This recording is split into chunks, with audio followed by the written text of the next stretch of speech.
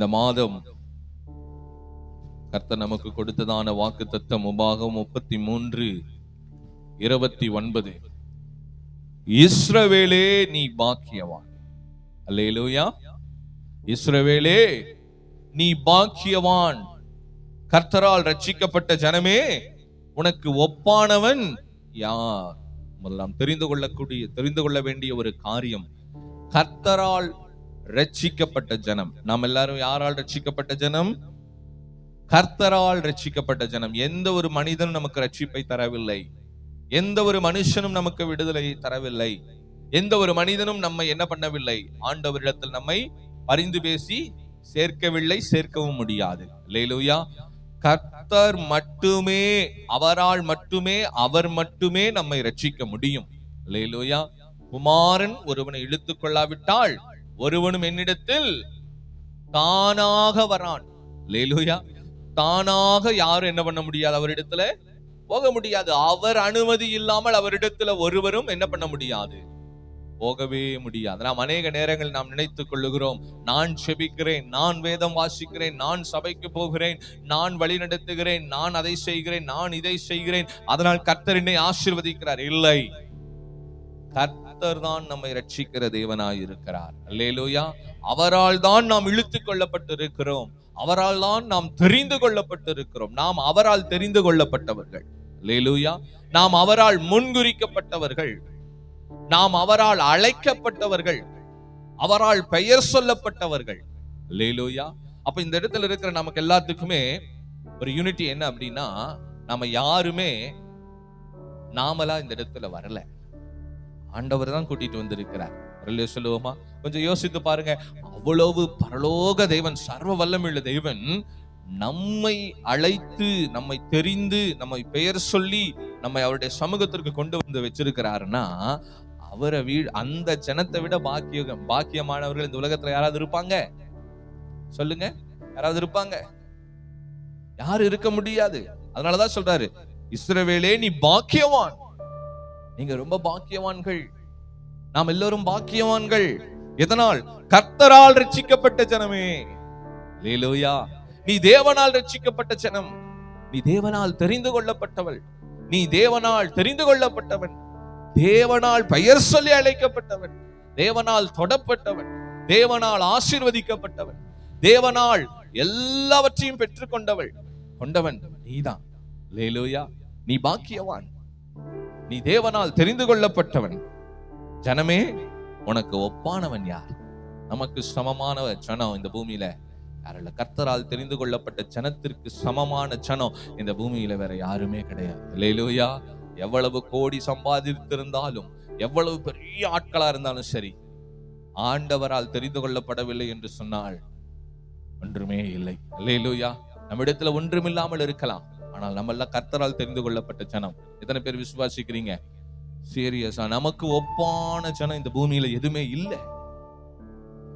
கர்த்தரால் தெரிந்து கொள்ளப்பட்ட ஜனத்திற்கு ஒப்பான ஜனம் இந்த பூமியில் இல்லை.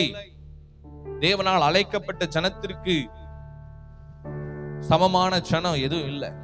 ஆண்டவரால் ரட்சிக்கப்பட்ட ஜனத்திற்கு சமமான ஜனம் இந்த பூமியில இல்லை. நீங்களும் நானும் விசேஷித்தவர்கள். நீங்களும் நானும் பாக்கியவான்கள். நீங்களும் நானும் கொடுத்து வைத்தவர்கள். அல்லேலூயா. வேதம் சொல்லுகிறது, உனக்கு சகாயம் செய்யும் கேடகமும். ஏன்னா அவரால் ரட்சிக்கப்பட்ட ஜனம், அவரால் தெரிந்து கொள்ளப்பட்ட ஜனம். அப்ப அந்த ஜனத்திற்கு யார் தான் கேடகமா வருவார்? கேடகம்னா என்ன? கேடகம்னா என்ன? ஷீல்டு. ஷீல்டுனா அதுதான் நமக்கு பாதுகாப்பு. நீங்க கர்த்தரால் தெரிந்து கொள்ளப்பட்ட ஜனம். உங்களை பாதுகாக்க அவரே வருகிறார். சகாயம் செய்யும், உதவி செய்யும். அல்லேலூயா. கேடகமும் உனக்கு மகிமை பொருந்திய பட்டயமும் அவரே. ஒரு சொல்லுவோமா? சகாயம் செய்யும் கேடகமும் மகிமை பொருந்திய பட்டயமும் அவரே. எப்படி ஒரு போர் வீரனுக்கு பட்டயமும் கேடயம் முக்கியமோ, அதுதான் அவனுக்கு மகிமை. அந்த ஷீல்டு, அந்த கேடயம் அவனுக்கு இருக்கிற வரைக்கும் அது அவனுக்கு சகாயம் பண்ணும். அவனோட உயிரை அது காப்பாற்றும். எதிரிகிட்ட இருந்து எல்லா விதமான எதிரிகளுடைய எல்லா விதமான அட்டாக்ல இருந்தும் அவனை காப்பாத்துகிற ஒரு சகாயம் செய்யும் கேடகமும் அவர்தான். அல்லேலூயா. பிசாசினுடைய எல்லா தந்திரங்கள், பிசாசினுடைய எல்லா விதமான காரியத்திலிருந்து நம்மை தடுத்து நிறுத்தக்கூடிய, நம்மை பாதுகாக்கக்கூடிய, நமக்கு உதவி செய்யக்கூடிய, நமக்கு சகாயம் செய்யக்கூடிய கேடகம் அவர் மட்டும்தான். அல்லேலூயா. அவர்தான் நமக்கு முன்பாக இருக்கிறார்.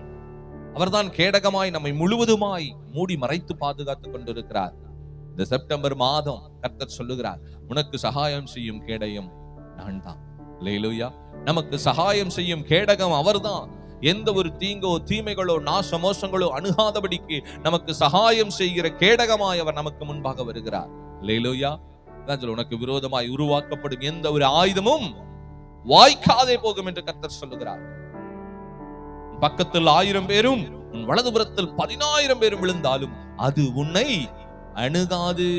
ஏன் இதெல்லாம் அணுகாது? நம்மள ஏன் வாய்க்காது நமக்கு விரோதமான ஆயுதங்கள்? ஏனால் கர்த்தர் தான் நமக்கு சகாயம் செய்யும் கேடகமாய் நமக்கு முன் நிற்பதனால எந்த ஆயுதமும் வாய்க்காது.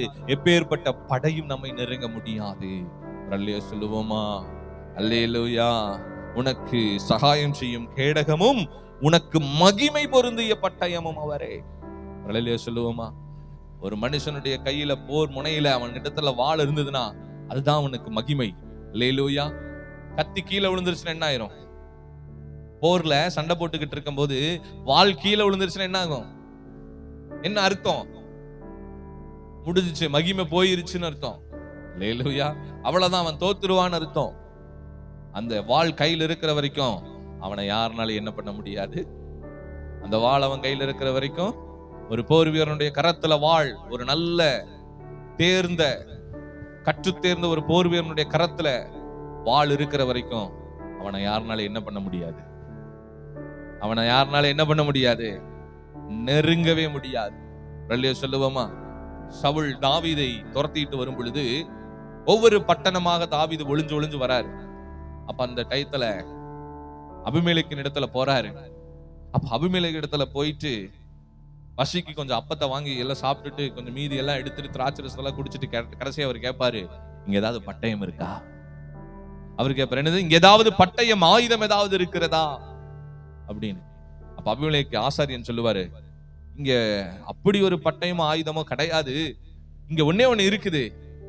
நீர் கொன்ன அந்த கோலியாத்தினுடைய பட்டயம் இங்க இருக்குது. பலிபீடத்துக்கு பின்னாடி சுத்தி வச்சிருக்கு சேலையில. வேணும்னு அதை வேணா எடுத்துக்கங்க. அப்ப தாவீது சொல்லுறான், இதற்கு மேல ஒரு வலிமை வாய்ந்த ஆயுதம் வேற ஏதாவது இருக்கா? கொண்டு வா அப்படின்னு சொல்லி கோலியாத்தினுடைய பட்டயத்தை எடுத்துட்டு போறார். அல்லேலூயா சொல்லுவோமா? அல்லேலூயா. அந்த பட்டயம் தான் நமக்கு மகிமையாய் இருக்கிறது. ஒரு போர் வீரனுக்கு மகிமை அவன் கையில் உள்ள அவனுடைய பட்டயம். அந்த பட்டயம் அவனிடத்தில் இல்லைன்னா அது அவனுக்கு மகிமையாய் இருக்காது. அல்லேலூயா.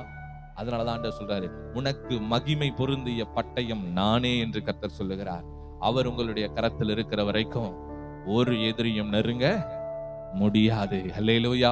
எந்த ஒரு சதிமோச நாசங்களும் அணுகவே அணுகாது. சத்துருடைய எப்பேற்பட்ட ஆயுதங்களும் ஒன்று செய்ய முடியாது. நம்முடைய கரத்துல மகிமை பொருந்திய பட்டயமாய் அவர் இருக்கிற வரைக்கும், நம்ம வாழ்க்கையில மகிமை பொருந்திய பட்டயமாய் அவர் இருக்கிற வரைக்கும் ஒன்னும் செய்ய முடியாது. அல்லேலூயா சொல்லுவோமா? அவர்தான் நமக்கு மகிமை பொருந்திய பட்டயமும். இந்த வேதம் அவர் நமக்கு கொடுத்திருக்கிறார் பாருங்க, இதுதான் நமக்கு பட்டயம். அல்லேலூயா. இந்த பட்டயம் நம்ம கையில இருக்கிற வரைக்கும், இந்த பட்டயம் நம்ம கையில இருக்கிற வரைக்கும் என்ன பண்ண முடியாது. இதுதான் நமக்கு மகிமை. அல்லேலூயா சொல்லுவோமா? இதுதான் நமக்கு மகிமை. நம்ம வீட்டுல 1000 புஸ்தகம் இருக்கலாம், நம்ம வீட்டுல 1000 காரியங்கள் இருக்கலாம், ஆனா இந்த வேதம் தான் நமக்கு பட்டயமா இருக்கிறது. அல்லேலூயா சொல்லுவோமா? இந்த பட்டயம் தான் அவர். மகிமை பொருந்திய பட்டயம் அவரே. உன் சத்துருக்கள் உனக்கு இச்சகம் பேசி அடங்குவார்கள். யாரெல்லாம் நமக்கு விரோதமா பேசினாங்களோ அவங்க எல்லாம் அடங்குவார்கள். அல்லேலூயா. பட்டயமும் கேடயமும் ஒரு மனுஷனுடைய கரத்தில் இருக்கும் பொழுது சத்துரு எவ்வளவு ஆட்டம் போட்டாலும் அவன் அடங்கிதான் போவான். அல்லேலூயா. அவன் சொல்லுவான், டேய் அவன் கையில பட்டயம் இருக்கு. அல்லேலூயா. அவன் கையில என்ன இருக்குது? பட்டயம் இருக்கு. கேடகமும் கையில வச்சிருக்கிறான். கேடகம் அவனை பாதுகாக்கும், பட்டயம் நம்மளை நிர்மூலமாக்கிடும் அப்படின்னு சொல்லி சத்துருக்கள் எல்லாம் என்ன பண்ணுவாங்களாமா? இச்சகம் பேசி அடங்குவார்கள். அல்லேலூயா. பட்டயமும் கேடயமும் கையில் இருக்கிற வரைக்கும் எதிரி நம்மள ஒண்ணுமே செய்ய முடியாது. அல்லேலூயா.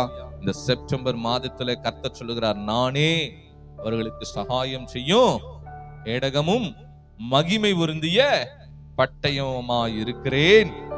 சத்துருக்கள் உனக்கு இச்சகம் பேசி அடங்குவார்கள். அவர்கள் மேடுகளை மிதிப்பாய். அல்லேலூயா. அவர்களுடைய மேடுகளை நாம் என்ன செய்வோமாம்? மிதிப்போம் என்று கர்த்தர் சொல்லுகிறார். எத்தனை பேர் விசுவாசிக்கிறீங்களா? எல்லாரும் சேர்ந்து ஒரு விஷயம், அந்த வாக்குத்தத்த வசனத்தை நாம் வாசிப்போமா?